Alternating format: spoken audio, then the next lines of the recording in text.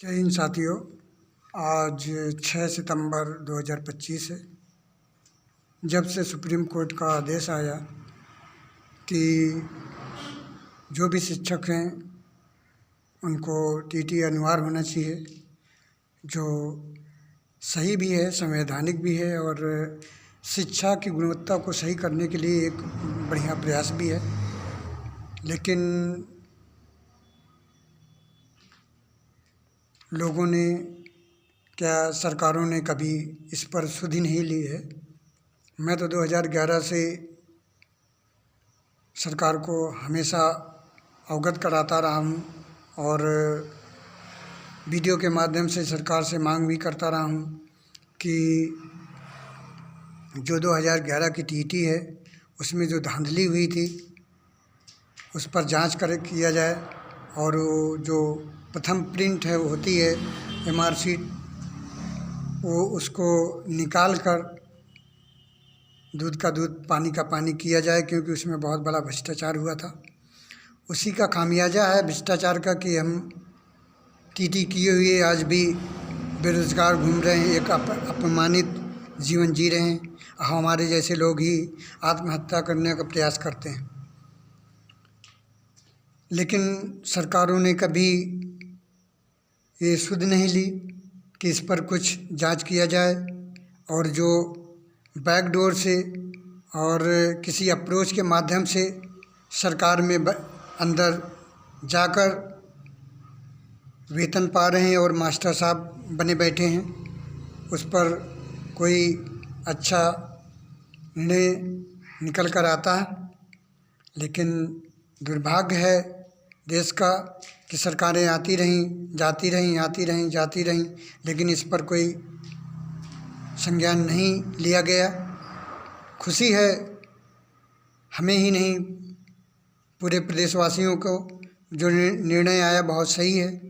मेरा भी विचार है कि इसकी सघन जांच करके जो लोग अशिक्षित होकर और ऐसे अच्छे पद पर बैठे हैं उनको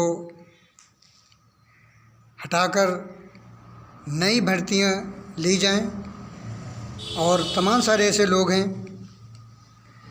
जो बेचारे इतना मेहनत करके बैठे हैं और अपमानित जीवन जी रहे हैं। सरकारों ने क्या किया? सरकारों ने डिग्रियां बांटी, पैसा ले लेकर डिग्रियां बांटी और लोग छात्र डिग्रियां लिया, और जब नौकरी मांगने का प्रयास किया तो क्या हुआ? वही उन पर लठ बरसाए गए। तो अभी भी एक ये जो कार्यक्रम हुए ये कोई वर्तमान सरकारों ने नहीं किया, पूर्व की सरकारों का ये करा धरा है सारा। लेकिन एक आशा थी कि ये वर्तमान सरकार भी कुछ छात्रों के प्रति कुछ कार्य करेगी जिससे उनका जीवन उज्जवल हो सकता है। और लेकिन सरकार ने भी जब काम नहीं किया है तो ये बेहतरीन जो कदम है सुप्रीम कोर्ट ने उठाया। अब अभी भी समय है और सरकार के बस में है कि ऐसे लोगों को जांच के माध्यम से निकाल कर बाहर करें, और ना बड़े पेमेंट में, जो कि आज टीचर 80, 90, 70 हज़ार, 1 लाख रुपए पा रहे हैं, उनमें न रख के एक संविदा के रूप में भी रख सकते हैं, तो जिससे जो बेरोजगार बच्चे हैं और डिग्रियां लेके घूम रहे हैं उनका किन्हीं न किसी कारण से थोड़ा सा हल्का फुल्का एक भला हो जाए, ये कार्य करना चाहिए। लेकिन अभी तक किया नहीं है और मेरी मंशा है कि ये कार्य सरकार करे तो बहुत अच्छा होगा। और मेरी भी मांग है कि सरकार ऐसा कदम उठाए और जो बहुत बेहतरीन होगा, जिससे छात्रों का भला होगा। वो बेचारे छात्रों का क्या कमी थी, क्या उनका दुर्भाग्य था कि आज भी वो बेचारे परेशान घूम रहे हैं और उन्हें दर दर भटक रहे हैं नौकरियों के लिए। जहाँ कहीं भी नौकरी मांगने की प्रयास करते हैं तो उन पर लठ के अलावा कुछ मिलता नहीं है।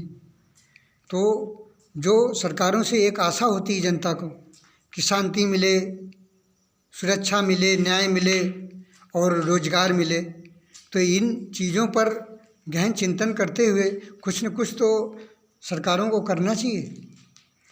हम लोगों के साथ 2011 टीटी में इतना बड़ा भद्दा मजाक किया गया कि हमारे 98 नंबर थे और सभी तमाम सारे पेपरों ने बाकायदा नंबर वाइज निकाला था कि इतने नंबर के बच्चे की इतनी रैंक है, और मेरा लमसम 35,000 के लमसम पहुंच रहा था 98 नंबर, और जगह थी 72,000 और आराम से मेरा हो जाता। लेकिन भ्रष्टाचार ने क्या किया, मेरी ज़िंदगी बर्बाद कर दिया। तो मेरी ही ज़िंदगी नहीं, मेरे जैसे तमाम सारे लोगों की ज़िंदगी बर्बाद किया। तो मैं यदि कहूँ कि सरकारें जनता की ज़िंदगी बर्बाद करती है और छात्रों का ज़िंदगी बर्बाद करती है, ये अतिशयोक्ति नहीं होगा, ये न्यायपूर्ण बात होगी।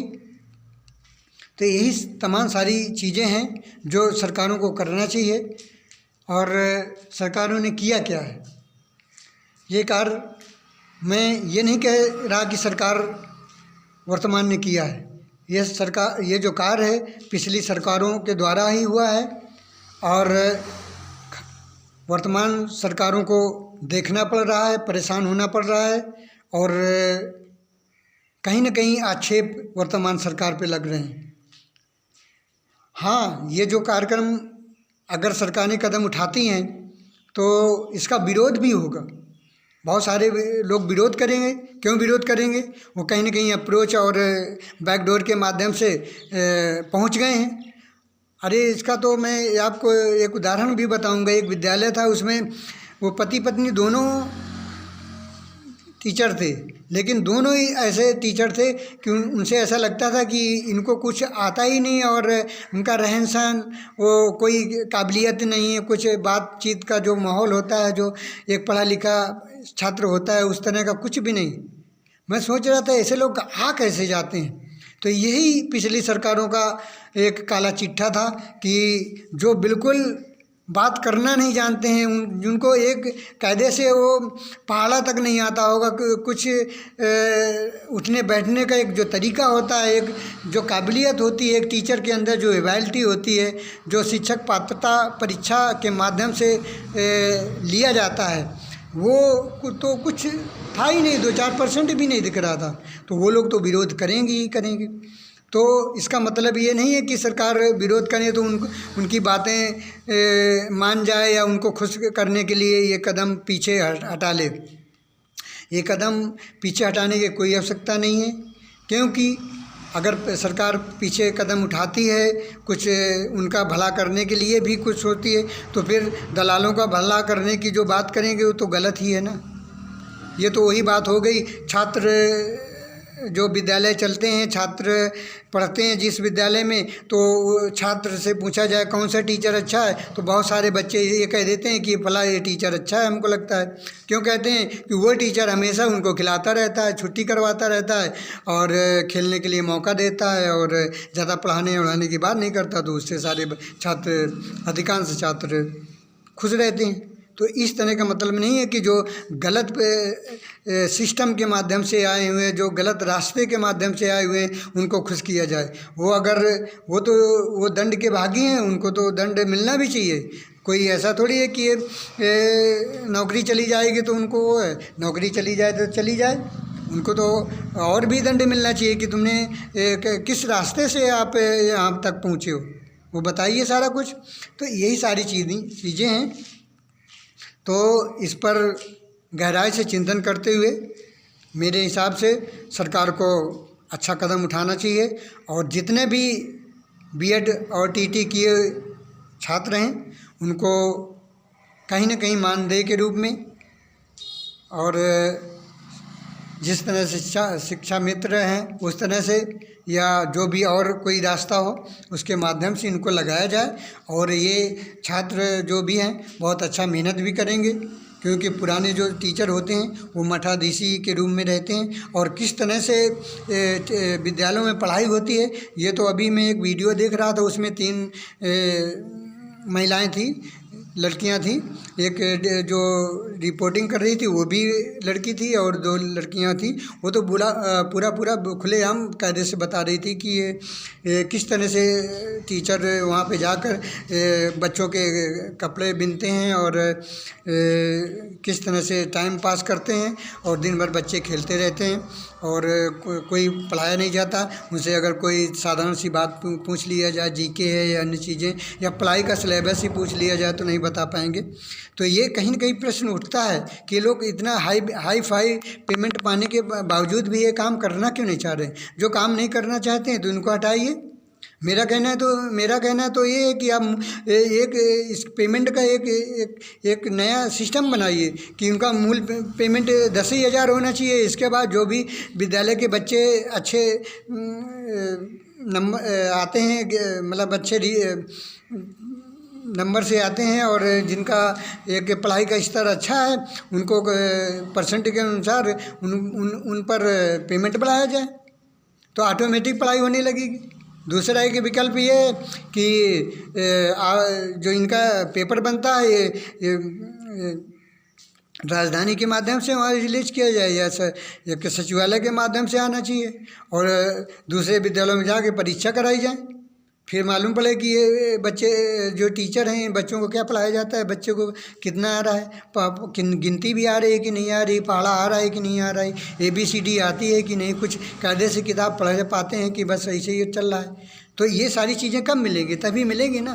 2 ही रास्ते हैं, ये तो आप ये परीक्षाओं का सिस्टम बदलिए या फिर जो टीचर आते हैं उनको पढ़ाई के अनुसार जैसा पढ़ाएंगे वैसे उनका पेमेंट कराइए, ऑटोमेटिक पढ़ाई बदल जाएगी।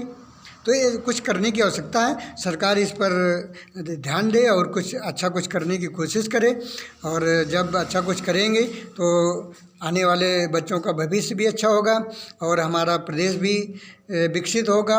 और सभी लोग जानते हैं कि शिक्षा वो देश की जननी होती है जो कि देश को बहुत आगे ले जाने के कदम पर आगे आ सकती है। और हमारा जो एक संकल्पना होती है, हमारा जो विचार होता है, एक चिंतन होता है, एक स्वाभिमान होता है कि हमारा देश विश्व में विश्व गुरु बने, तो वो संकल्पना और जो एक आस है वो पूरी होगी। इन्हीं शब्दों के साथ मैं अपनी वाणी को विराम दूंगा। जय हिंद, जय जय हिंदुस्तान।